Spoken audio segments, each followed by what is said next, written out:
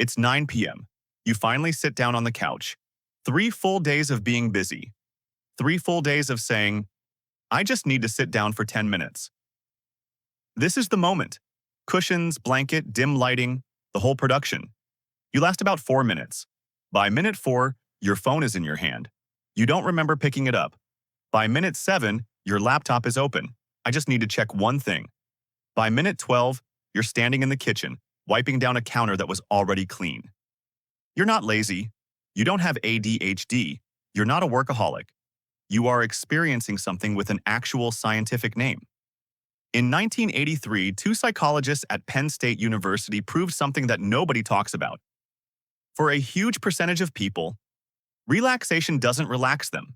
It makes them more anxious. It's called relaxation-induced anxiety. It's real. It's documented.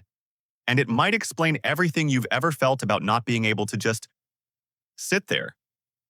Today, I'm going to paint exactly why you can't just relax, and why it has nothing to do with willpower. Before we go any further, let me clear up the biggest lie about relaxation. Most people think relaxation means not doing anything. Wrong. Completely wrong. Relaxation isn't the absence of activity.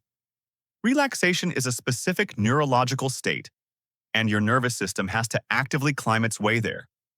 A neuroscientist named Stephen Porges at Indiana University spent decades mapping this out. He named the framework polyvagal theory. According to Porges, your nervous system has roughly 3 rungs on a ladder. The bottom rung is shutdown, the kind of frozen, zoned-out state where you stare at a wall and can't move. The middle rung is fight or flight. Adrenaline, cortisol, racing heart, scanning the room. This is where most adults live, 24 hours a day, for years at a time. The top rung is the one everyone thinks is easy. Porges calls it the ventral vagal state. This is the real, deep, restorative kind of relaxation, where your body actually feels safe, where your shoulders drop, where you breathe without thinking about it. Here's the catch. You don't just teleport to the top rung. You have to climb. You can't switch from a sprint to a nap by sitting down on a couch. Your blood is still full of adrenaline. Your brain is still soaking in cortisol.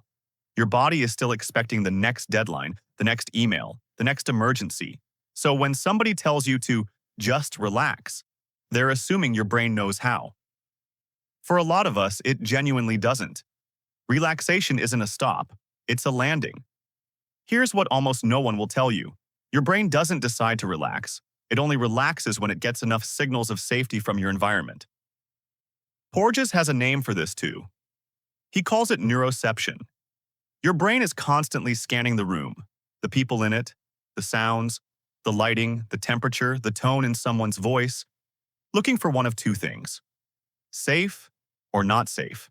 24 hours a day. You don't notice it. It's the operating system, not the app. For some people, neuroception works fine. Their brain finds enough safety. It lets them rest. For a lot of people, maybe most people watching this, it doesn't. Maybe you grew up in a house where peace could break at any moment. The fight could start over a wrong word at dinner. So your tiny child brain learned a lesson. Don't relax. The next bad thing is coming. Maybe you worked a job where an email at 11 p.m. was normal, where the founder said, "We're a family," and then texted you on Saturday. So your brain learned, don't relax. The next ping is coming. Maybe you were in a relationship where letting your guard down meant getting hurt. So your brain learned, don't relax. The next attack is coming. Or maybe, and this is the most common one, you just live in the modern world, where your phone buzzes 47 times an hour, where every notification is designed to feel urgent, where rest itself feels like falling behind. Your nervous system, somewhere along the way, learned a single sentence: relaxing is dangerous. So when you finally sit down on the couch, your brain doesn't say, "Ah, peace at last." Your brain whispers something much weirder. Wait, why is it this quiet? What am I missing? Something must be coming. You feel restless. You feel itchy. You feel a strange pressure to do something, anything. Wipe the counter, check the phone, reorganize the spice rack. That isn't laziness pulling you up off the couch. That's a body scanning the bushes for a lion it's certain is out there. A lion that doesn't exist anymore. Or maybe, never did. Your nervous system isn't broken. It just learned that resting got you hurt, and now it refuses to let that happen again. Okay, brace yourself. This is the strangest piece of brain science you'll hear all week. In 1983, two psychologists at Penn State University, Frederick Heide and Thomas Borkovich, ran an experiment that should have made the news. Somehow, almost nobody outside of psychology has ever heard of it. They took 14 adults, all chronically stressed, all exactly the kind of people every wellness guru on the internet says need to just relax. Then they taught them how. Properly. Two of the most effective relaxation techniques ever invented. Progressive muscle relaxation, where you slowly tense and release every muscle in your body, and mantra meditation. You'd expect the result to be obvious. People relax. People feel better. End of study. Boring paper. Nobody cites it. That's not what happened. About 30% of them got more anxious. 4 of them had what the researchers called a clinical anxiety reaction while trying to meditate. One person bailed out of the study entirely. Got up, walked out. Couldn't take it. They were trying to relax. And the relaxation itself triggered panic. The phenomenon now has an official name in the medical literature. Relaxation-induced anxiety. RIA. A follow-up study found something even worse. In people with generalized anxiety disorder, the brains that need calm the most, the rate of RIA jumped to 53%. Over half. Over half the people taught to meditate became more anxious because of meditation. Read that again. So why does this happen? Because when you've been stressed long enough, the stress becomes home. It's the wallpaper. It's the smell of the place. And when stress starts to drain out of your body, your brain doesn't think, freedom. Your brain panics. It thinks, if I let my guard down, I won't notice the threat coming. For these brains, anxiety isn't the problem. Anxiety is the safety strategy. And asking them to give up their safety strategy feels like jumping out of a plane without a parachute. This is why just relax doesn't work for so many people.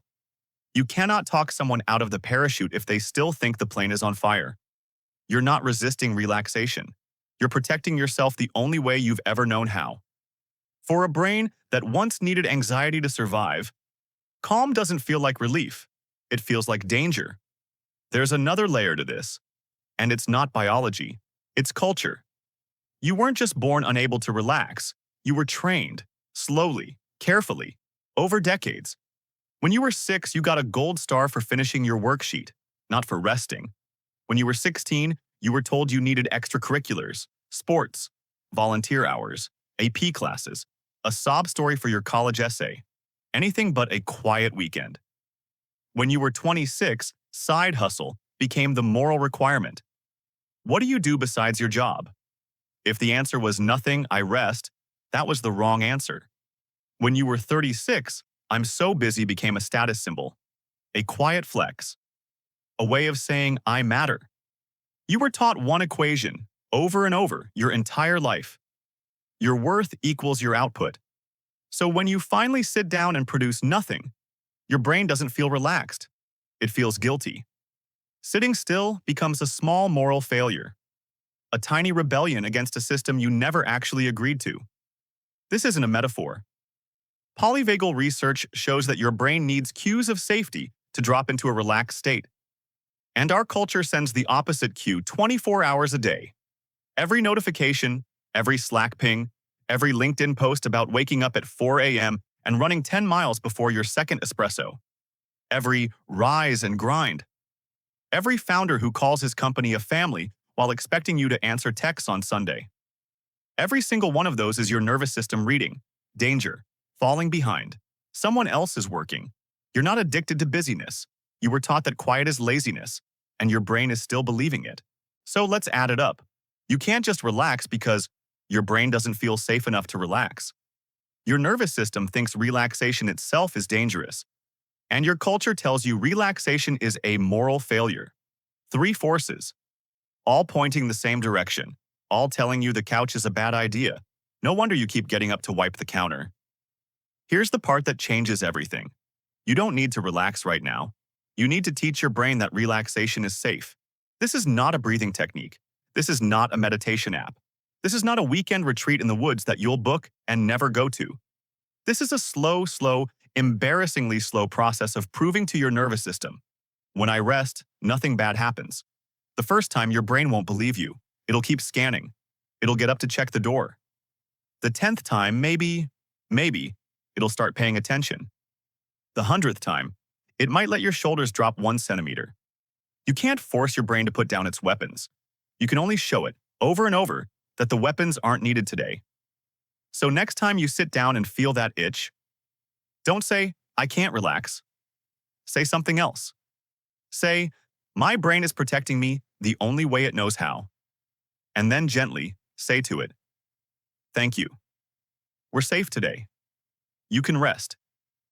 Your brain has been guarding the door for a very long time. It deserves to be told it can sit down too. Your weird brain isn't broken. It just was never taught that quiet is safe. Painted simple. If you sat through this entire video without getting up, congratulations. You just held ventral vagal for 9 minutes. Your nervous system learned something, even if it didn't feel like it, especially if it didn't feel like it. Subscribe to Painted Brain. Every week, I take one weird thing your brain does and paint it simple. The next video might just explain something else you've been quietly fighting your whole life. See you in the next one.